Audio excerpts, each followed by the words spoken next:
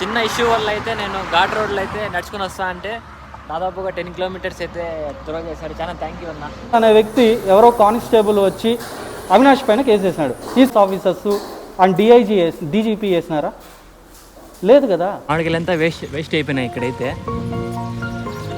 బంగారుపల్లెం ఈ రోడ్ అయితే చాలా బాగా రెడీ చేశారండి. సో ఇంతకుముందు ఒక 2-3 ఇయర్స్ ముందు చూసుకున్నట్లయితే సో ఈ రూట్లో వెళ్ళే వాళ్ళకి స్లోగా వెళ్ళండి. సో మనం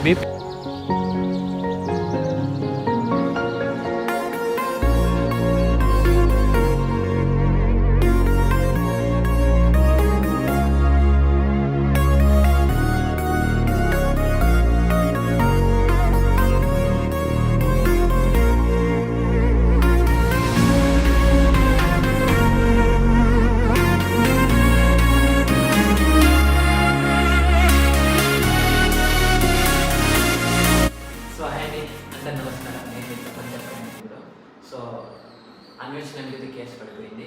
సో ఈ వీడియో రైట్ స్టార్ట్ చేయకముందు అన్వేషణ గురించి కొన్ని విషయాలు చెప్పాలనుకుంటున్నాను. సో మనం ఏదైనా ఒక సమాజంలో మార్పు తీసుకురావాలనుకుంటే మెయిన్లీ 3 బాడీస్ అండి. ఈ 3 బాడీస్తోనే అవుతుంది. First executive body, second legislative body, third judiciary body అండి.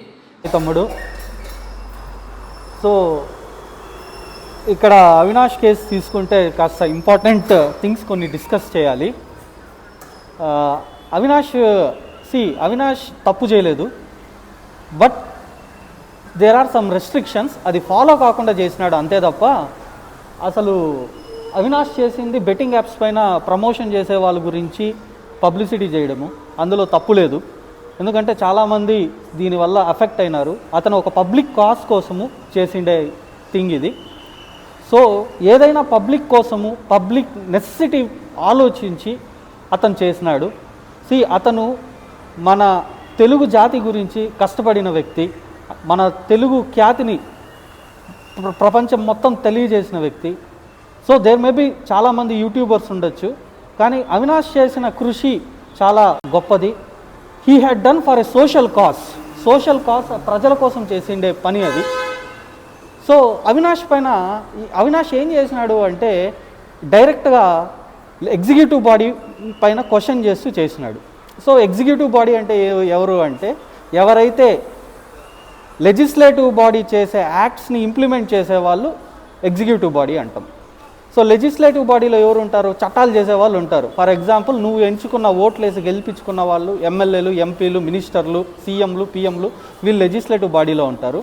వీళ్ళు చట్టాలు చేసేవాళ్ళు. వీళ్ళు చేసిన చట్టాలని ఇంప్లిమెంట్ చేసేవాళ్ళు ఎవరు? Public servants. ఎవరు పబ్లిక్ సర్వెంట్స్? ఈ ఎగ్జిక్యూటివ్ బాడీలో ఉండేవాళ్ళు. ఫర్ ఎగ్జాంపుల్, ఐఏఎస్ ఆఫీసర్లు, పోలీస్ డిపార్ట్మెంట్ వాళ్ళు, రెవెన్యూ డిపార్ట్మెంట్ వాళ్ళు, పబ్లిక్ సర్వెంట్స్ ఉండేవాళ్ళు. వీళ్ళు ఎగ్జిక్యూటివ్ బాడీలో ఉంటారు. సో చట్టాలు చేసేవాళ్ళు ఎవరు? లెజిస్లేటివ్ బాడీ వాళ్ళు. దాన్ని ఇంప్లిమెంట్ చేయాల్సింది ఎవరు? ఎగ్జిక్యూటివ్ బాడీ వాళ్ళు. సో కంట్రోల్ ఎవరి దగ్గర ఉంది? ఇక్కడ ఎగ్జిక్యూటివ్ బాడీ దగ్గర ఉంది. సో ఒక జీవో తీసుకొని రావాలి అంటే, ఏదన్నా ఒక జీవో, ఒక పాలసీ తీసుకొని రావాలి అంటే ఖచ్చితంగా అది త్రూ లెజిస్లేటివ్ బాడీ నుంచి ఎగ్జిక్యూటివ్ బాడీకి వస్తుంది. ఫర్ ఎగ్జాంపుల్, అవినాష్ చెప్పింది ఏంది? ఏదో ఒక చట్టం తీసుకొని వచ్చినారు మెట్రో దీనిపైన, యాడ్స్ పబ్లిసిటీ పైన. దాన్ని ఇంప్లిమెంట్ దానికి పర్మిషన్ ఇచ్చింది ఎవరు? Executive body, IAS officers, DGP వాళ్ళు అంటున్నారు. సో ఇక్కడ కేసు తీసుకుంటే ఫాల్స్ అలిగేషన్స్ చేసినారు ఐఏఎస్ ఆఫీసర్స్ పైన అని చెప్తున్నారు, కానీ పబ్లిక్ అలా అనుకోవట్లేదు. పబ్లిక్ ఏం చెప్తా ఉన్నారు? Without proofs. ఎందుకు అవినాష్ చెప్పిన ఆ వీడియో చూస్తే అన్ని ప్రూఫ్స్ పెట్టే చూస్తున్నాడు. ఎలా పర్మిషన్స్ ఇచ్చినాడు అని మాత్రమే క్వశ్చన్ చేసినాడు. అంటే అతను తన ఫ్రీడమ్ ఆఫ్ స్పీచ్ అండ్ ఎక్స్ప్రెషన్ని యూజ్ చేసినాడు. అతనేమి తీవ్రంగా ద్వేషించలేదు. ఫర్ ఎగ్జాంపుల్, ఒక సీఎం, ఎక్స్ సీఎం పైన కొత్తగా వచ్చిన సీఎం అలిగేషన్స్ చేస్తారు. ఫర్ ఎగ్జాంపుల్, జగన్మోహన్ రెడ్డి గారి పైన చంద్రబాబు నాయుడు గారు అలిగేషన్స్ చేస్తారు. సేమ్ అలాగే చంద్రబాబు నాయుడు పైన జగన్మోహన్ రెడ్డి అలిగేషన్స్ చేస్తారు. సో గౌరవనీయుల స్థానంలో ఉండి వాళ్ళ స్వేచ్ఛను ఉపయోగించుకుంటారు. That is called freedom of speech and expression. అంత మాత్రం వాళ్ళు అరెస్ట్ చేయలేరుగా. రెండో పాయింట్, ప్రెస్ తీసుకున్నాం అనుకోండి, ప్రెస్ కూడా వాళ్ళ ఫ్రీడమ్ ఆఫ్ స్పీచ్ని ఎక్స్ప్రెస్ చేస్తారు. చేయని తప్పుని చేసినట్లు చూపించేదాన్ని దానికి చట్టపరంగా న్యాయస్థానాలు శిక్ష తీసుకుంటాయి. అంత మాత్రాన ఇక్కడ కేసు వేసేసి వాళ్ళపైన ఇది చేయడం చాలా తప్పు. రెండో థింగ్, ఇక్కడ కేసు వేసేదానికి అవినాష్ ఏం చేసినాడు,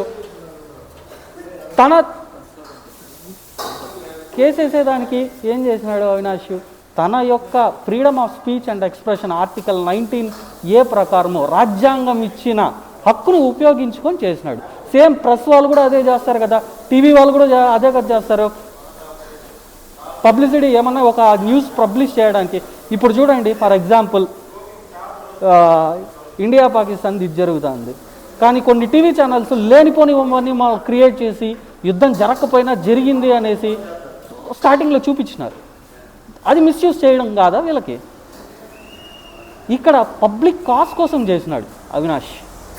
ఎంతమంది చనిపోయినారండి సూసైడ్ చేసుకొని, ఎంతమంది లక్షల కోట్లు పోగొట్టుకున్నారు. దానిపైన ప్రభుత్వం యాక్షన్ తీసుకుంటుంది, డిలే చేస్తుంది. చాలా డిలే చేసి వాళ్ళకి సఫర్ అవుతా అంటే ₹1 కూడా ఎవరు ఇవ్వలేదు. అలాంటిది అవినాష్ చేసి తనకి ఇస్తాడు.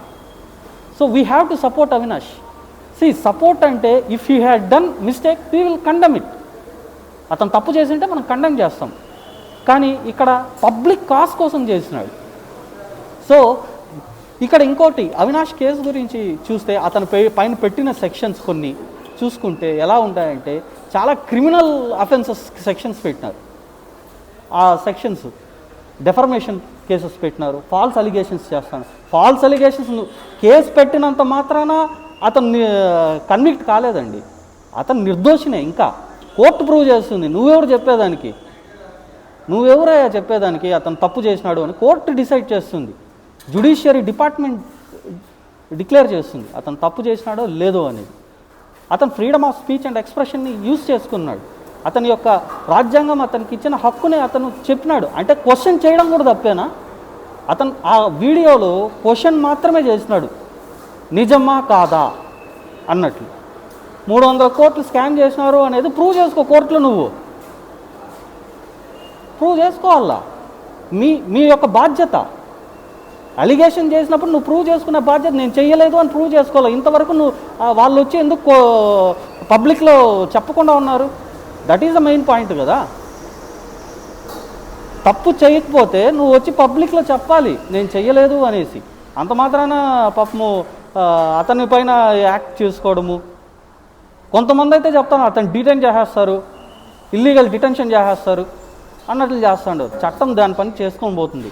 ఎఫ్ఐఆర్ చేసినంత మాత్రాన అది కేసు రుజువు అయింది కాదు, అతన్ని కన్విక్ట్ చేసింది కాదు. కోర్టు డిసైడ్ చేస్తుంది. కోర్టులు ఉండే దానికోసమే, ఒక్కొక్కరిని కాపాడడానికే. తప్పు చేయని వాళ్ళు కూడా చేసినట్లు ఫేక్ ఎఫ్ఐఆర్స్ క్రియేట్ చేస్తారు కొంతమంది మాత్రమే, కొంతమంది సిన్సియర్గా ఉంటారు. సో ఇక్కడ ఎవరు అఫెక్ట్ అయినారండి?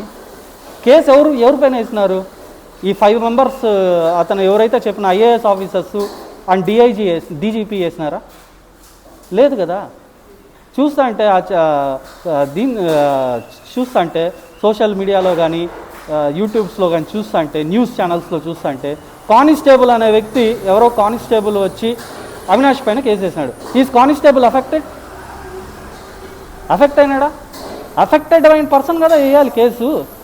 ఫాల్స్ అలిగేషన్స్ చేస్తాడంటే కోర్టులో ప్రూవ్ చేసుకుంటా. అతని దగ్గర, అవినాష్ దగ్గర ఏం ప్రూఫ్స్ ఉన్నాయో నీకు తెలుసా? ఏం పోనీ అతని దగ్గర ఉండేది ఏం ఇన్ఫర్మేషన్ ఉందో, అతనేం బేస్లెస్ అలిగేషన్స్ చేయలేదు కదా.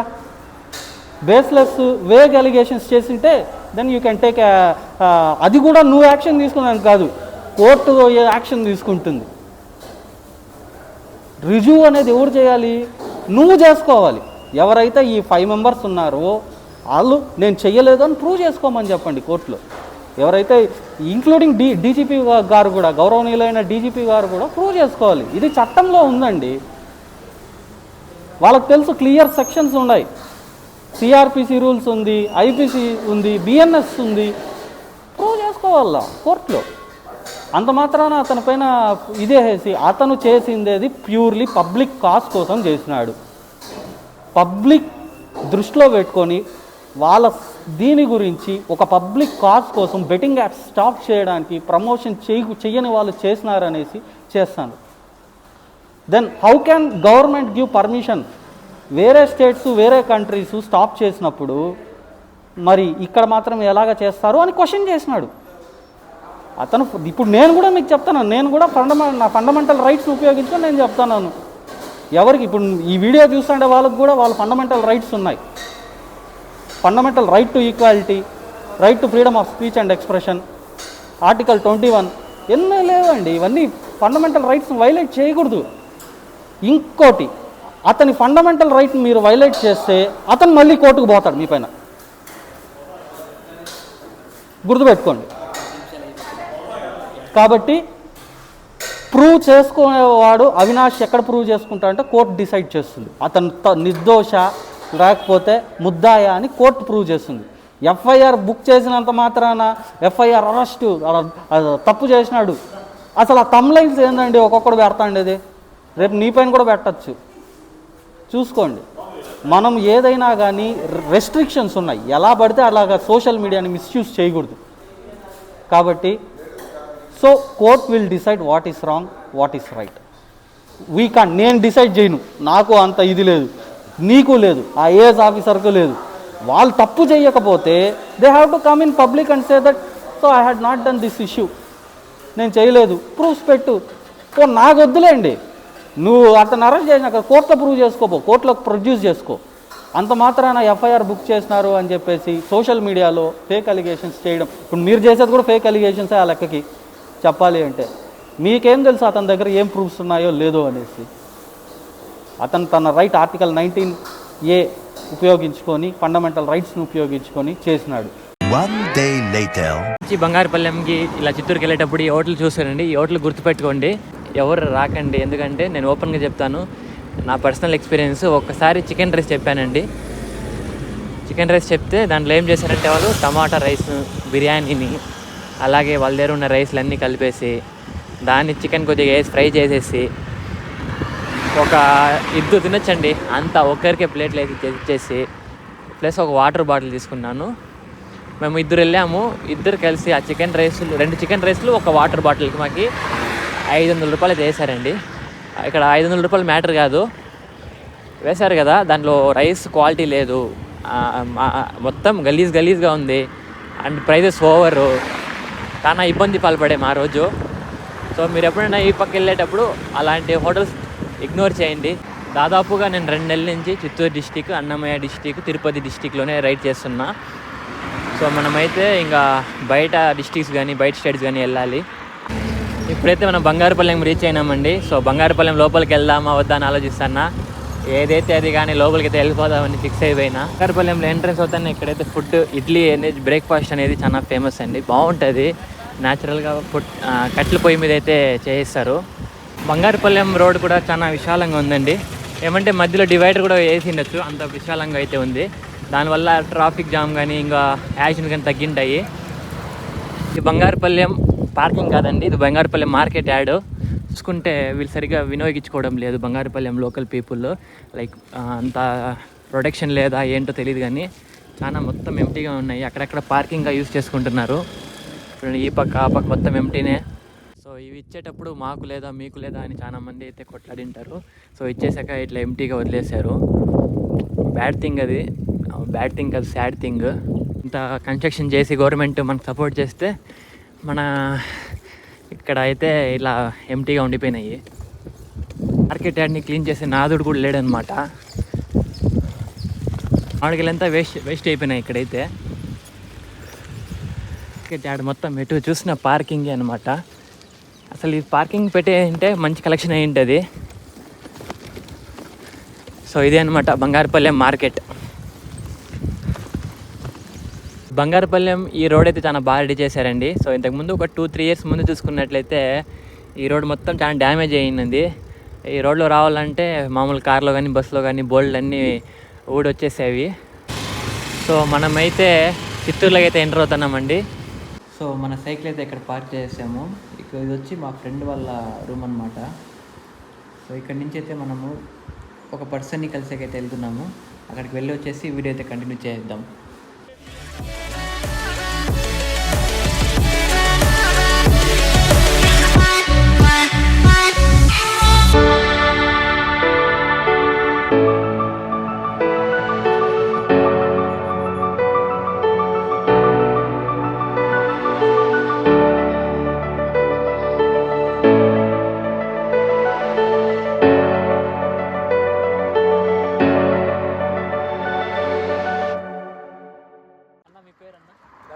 ధనుష్ అన్న పేరు ధనుష్.